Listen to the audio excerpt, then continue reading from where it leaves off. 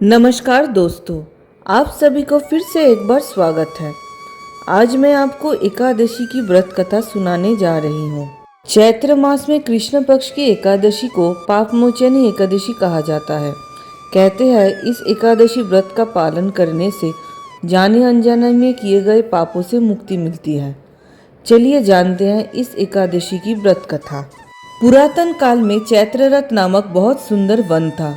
इस वन में च्यवन ऋषि के पुत्र मेधावी ऋषि तपस्या किया करते थे। यहाँ पर देवराज इंद्र अप्सराओं और गंधर्वों के साथ विचरण किया करते थे।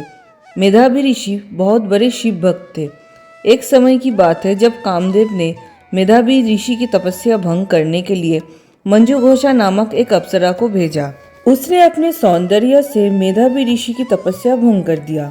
मेधावी ऋषि उस अप्सरा पर मोहित हो गए और मंजुघोषा के साथ कई समय व्यतीत किया।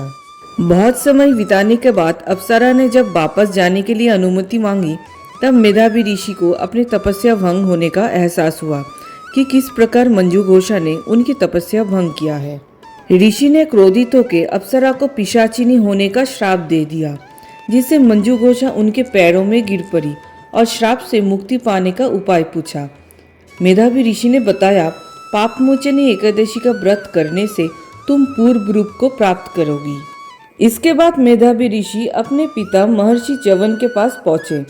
च्यवन ऋषि ने कहा, हे पुत्र, तुमने बहुत बड़ा पाप किया है, इसलिए तुम भी पापमोचनी एकादशी व्रत का पालन करो।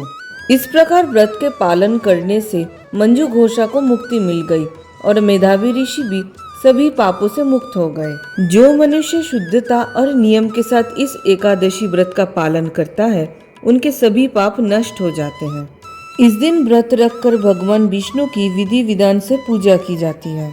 साथ ही व्रत कथा भी पढ़ी जाती है। तो ये थी पापमोचनी एकादशी की व्रत कथा।